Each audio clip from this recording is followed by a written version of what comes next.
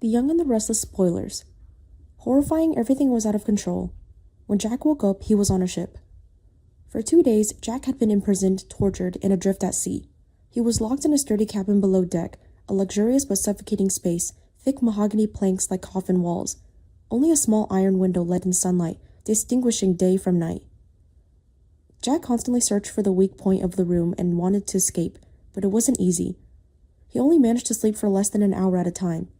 Every time his eyes closed, the intercom system would crackle, Victor Newman's voice shuddering the silence like a knife. Victor shared his hardships, and he said he would set Jack free once things were over. Perhaps if you had stayed out of the family affairs, you would be sleeping in your bed next to Diane. Instead, you're here, and you'll stay here until Billy signs the papers. Victor, you bastard! Jack yelled at the ceiling, his voice hoarse. He lunged towards the door, pounding on the steel-reinforced wooden door for the 100th time. This is kidnapping. You won't get away with it. I did, Victor replied, his tone chillingly calm. Billy is falling apart. I can see that. And you're just an innocent victim of his stubbornness. Jack leaned against the door, sliding down to the floor. His chest tightened, a dull ache he attributed to stress and starvation. He tried to regulate his breathing, forcing himself to think of Diane. She's looking for me. Kyle's looking for me. They won't stop. At the Abbott mansion, the air was thick with tension. Diane Jenkins paced back and forth through the living room, her heels clicking rhythmically on the wooden floor. Nikki Newman sat on the sofa, her glass of water still trembling in her hand, while Billy and Kyle stood by the fireplace, their faces contorted with anger. It's been 72 hours, Diane said, her voice shaking. She turned to Diane. You know him, Nikki. You know how he thinks. Where would he take the boy? Nikki seemed to understand something. She knew where Victor and Jack were, but didn't dare to say it. But he wouldn't just lock Jack in the basement. He was too proud. He wanted Jack somewhere, isolated. A place where he felt like the captain of the world. Kyle looked up. At sea. Billy frowned. A yacht? The police have already checked the dock. The Glory is moored there. Not the main yacht, Kyle said, his head spinning. It's the old vessel he restored last year. The one he kept secret for private negotiations.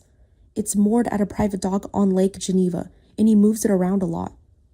But then, Chance Chancellor burst through the front door, his police badge gleaming in the lobby lights. He didn't wait for the pleasantries. We got a signal, Chance said, panting. A disposable phone was activated in less than 10 seconds near the coast, 10 miles north of the city. It was triangulated to a private dock owned by a company, Newman Private Equity. Is he there? Diane pressed, grabbing Chance's arm. We have thermal signals, Chance nodded solemnly. 2 thermal signals on one vessel. One is stationary, the other is moving. We're coming in. I'll go with you, Billy said, stepping forward. No, Chance ordered. This is a tactical rescue. If Victor sees you, he might do something brutal. Stay here, pray. On the boat, the atmosphere had changed.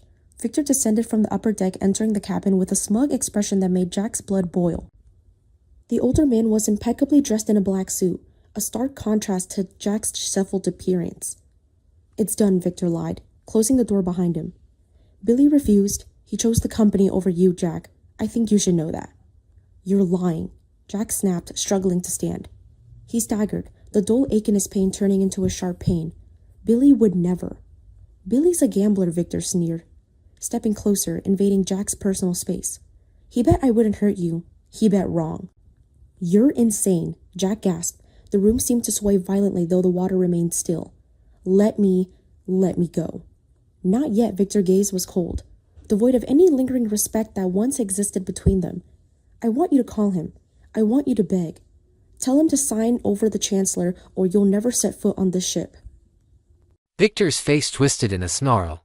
He looked at the porthole, then back at Jack. You foolish old man, he hissed. You brought them here. It's over, Victor, Jack managed to say, a small smile touching his lips. But the smile vanished instantly. A crushing pressure, like an elephant sitting on his chest, slammed into him. Jack's left arm went numb. The room didn't just tilt, it spun. He gasped for air, but his lungs felt like they were filled with concrete. Jack, Victor's voice changed, the malice replaced by sudden confusion. Jack clutched his chest, his eyes widening in terror. Victor, help! He collapsed. His knees hit the floor first, followed by his torso, landing with a sickening thud. He writhed for a second, fingers clawing at the carpet, before his eyes rolled back and he went still. "Jack!" Victor shouted. He knelt, shaking Jack's shoulder. "Get up! Don't you dare die on me now! Breach! Breach! Breach!" The door to the cabin splintered as the battering ram hit it. Chance Chancellor was the first through, his service weapon drawn, followed by a team of SWAT officers. The scene that greeted them froze the room. Victor Newman was on his knees, his hands hovering uselessly over Jack Abbott's prone body. Jack's face was an ashen gray, his lips blue, hands in the air. "Now!" Chance screamed, training his gun on Victor. Victor slowly raised his hands, looking up at Chance. He collapsed. "It's his heart. Get the medics." Chance yelled into his radio, holstering his weapon and shoving Victor aside roughly. "We have a man down. Code Blue. I need a defib unit in here now." Two paramedics squeezed past the tactical team, dropping their bags next to Jack. They ripped open his shirt, attaching leads. "No pulse," the first medic shouted, starting compressions. Victor was hauled to his feet by two officers. He didn't resist. He stared at Jack's lifeless body jumping with the force of the chest compressions. The rhythmic whoosh thump of the CPR was the only sound in the room besides the static of the police radios. "Get him out of here," Chance ordered, glaring at Victor with pure disgust. As Victor was marched out onto the deck, the cold night air hitting his face, he saw the flashing lights reflecting off the dark water. He had played the ultimate power move, and it had shattered in his hands. The waiting room at Genoa City Memorial Hospital was a landscape of despair. Diane sat in the corner, her face buried in her hands, her body racking with silent sobs. Nikki sat beside her, an arm around her shoulder, tears streaming down her own face. The rivalry that had defined their lives for decades had evaporated, replaced by the shared terror of losing the man they both loved. Billy stood by the window, staring out at the parking lot, his reflection ghostly in the glass. He looked like he had aged 10 years in 10 hours. Kyle was pacing the length of the room, a caged animal, his fists clenched so tight his knuckles were white. The double door swung open. Dr. Nate Hastings stepped out, looking exhausted. The family converged on him instantly. "He's alive," Nate said quickly, holding up a hand to stem the flood of questions. A collective breath, held for hours, was released. Diane let out a sob of relief and sagged against Nikki. "But," Nate continued, his expression grave, "it was a massive myocardial infarction. His heart stopped for 4 minutes on the boat. We managed to revive him. But the damage is severe. He is in a coma. We've induced hypothermia to try and protect his brain function. But the next 48 hours are critical. If he wakes up, we don't know what state he will be in." Carl turned away, slamming his fist into the wall. "This is on him. This is all on him." Billy turned from the window. His eyes were dry, but they burned with a cold, terrifying intensity. "Where is he, Nate? Where is Victor?" "He's in police custody," Nate said softly. "Chance took him to the station." "Good," Billy said. His voice was low, devoid of emotion. "Because if he wasn't, I would kill him myself." "Billy," Nikki whispered, horrified. "No, Mom," Billy snapped. "Don't you defend him. Not this time. He kidnapped Jack. He tortured him. He pushed him until his heart gave out. This isn't business. This is attempted murder." Kyle walked over to his uncle, his eyes mirroring the same dark promise. "He's right. We tried to play by the rules. We tried to be the better men. Look where it got us." Kyle looked at Diane, who was staring blankly at the doctor. He knelt before her, taking her hands. "Mom, I promise you, whatever happens to Dad, Victor is going to pay. I will strip him of everything.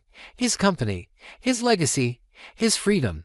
I will burn Newman Enterprises to the ground if I have to." Diane looked up, her eyes hardening. The grief was still there, but beneath it, a steel resolve was forming. "Save your anger for the courtroom, Kyle.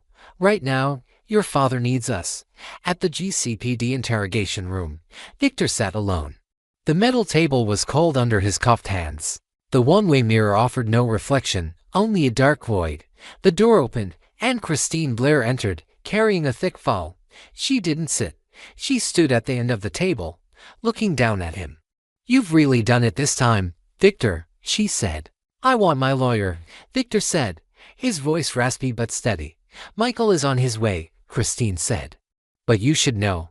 The charges are being upgraded. kidnapping, false imprisonment, and if Jack Abbott dies, you are looking at felony murder. Victor didn't flinch, but his eyes flickered. For the first time in years, the great Victor Newman looked truly old. He leaned back in the chair, the image of Jack's blue lips and still chest burned into his retinas. He won't die, Victor said, more to himself than to her. Jack is a fighter. He won't let me win that easily. This isn't a game about winning anymore, Victor, Christine said, leaning in. You broke him, and in doing so, you may have just broken yourself. Back at the hospital, the machines beeped a rhythmic, monotonous tune. Jack lay amidst a tangle of tubes and wires, his skin pale against the white sheets. Diane sat by his bedside, holding his limp hand against her cheek. You come back to me, Jack Abbott, she whispered fiercely. We have fought too hard to be together. You don't get to leave now. In the hallway, Billy and Kyle stood shoulder to shoulder. The animosity that had plagued their relationship in recent months was gone, soldered shut by the heat of their shared hatred for one man. We take Chancellor back, Billy said quietly. And then we take Newman. Agreed, Kyle said. The future of the Abbott family hung in the balance, suspended on the fragile beat of Jack's damaged heart.